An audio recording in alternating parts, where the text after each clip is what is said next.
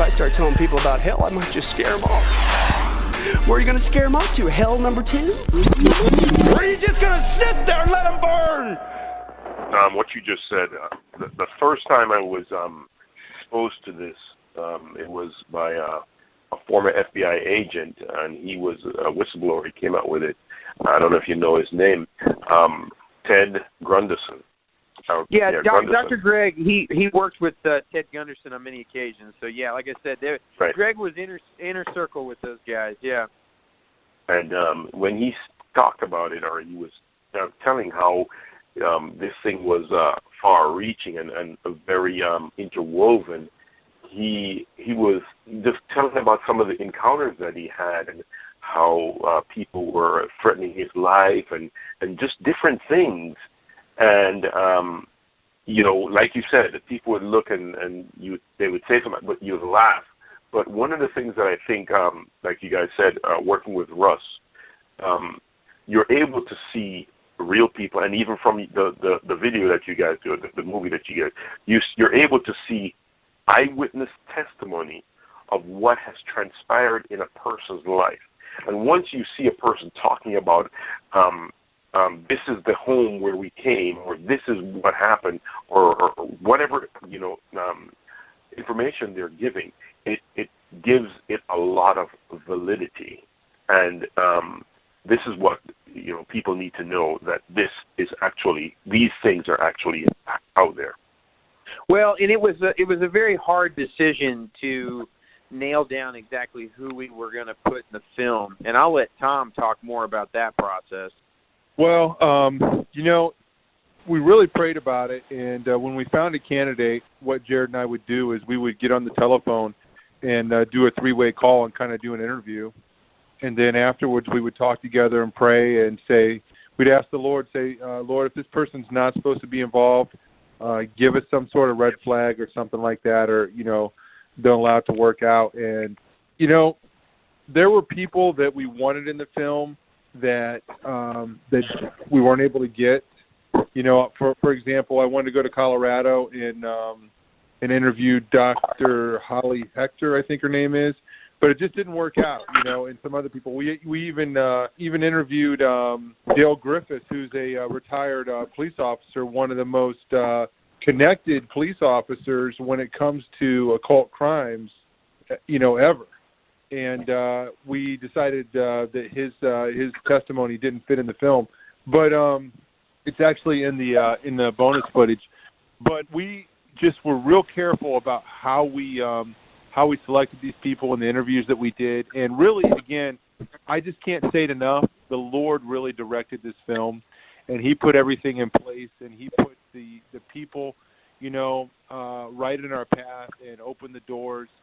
So I can't, if it was Jared or I, then, the film probably would have never gotten done.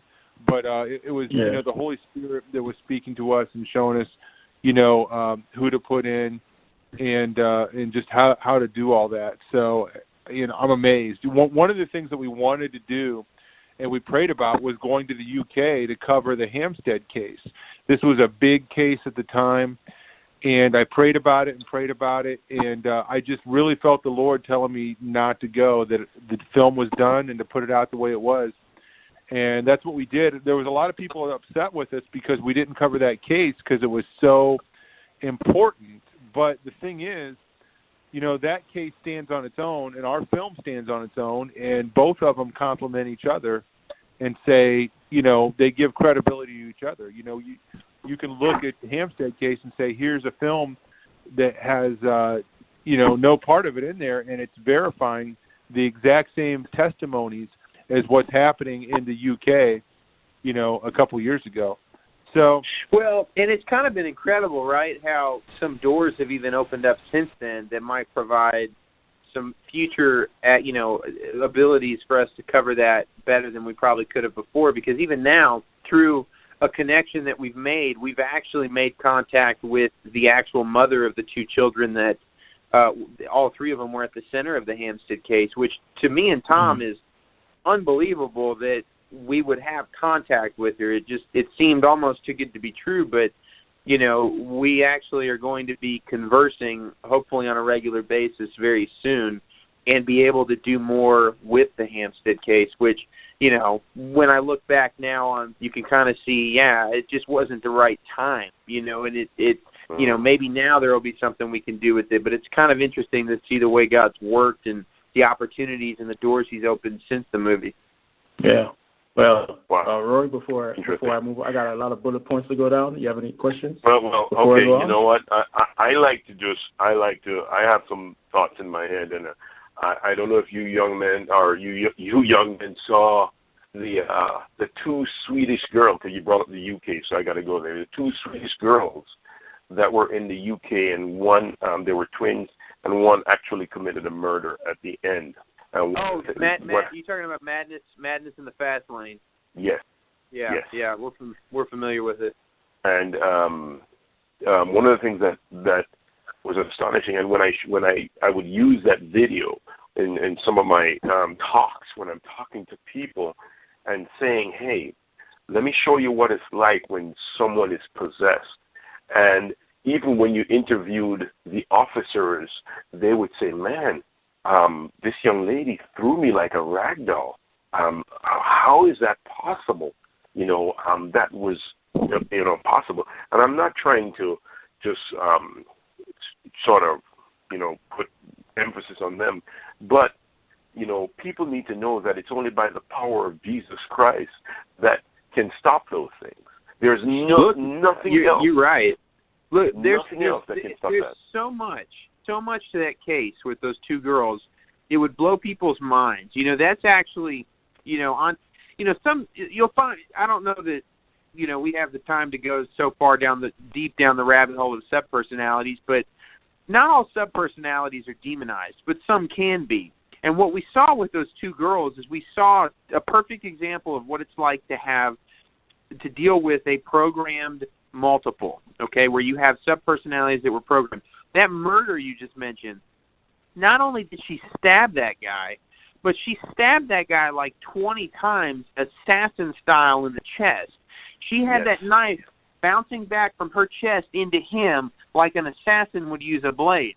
Now, how does a 20-year-old girl know how to use a blade like an assassin would? I mean, she pegged that guy in his vital areas as fast as she could, the exact way you would be trained to do so.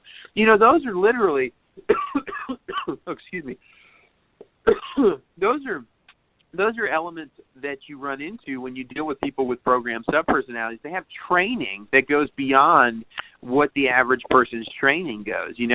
That woman got hit by a truck. She got smacked by a semi-truck on the highway that would have put any normal person in the hospital, but she's immediately up afterward, almost seemingly without injury. Definitely there's a demonic component to that, but you saw elements too of programming, actual structured programming training that some of those subpersonalities had that were absolutely lethal. It's very, very bizarre and very, very dangerous. If you like our videos, don't forget to hit the subscribe button and the notification bell to get all our frequent updates.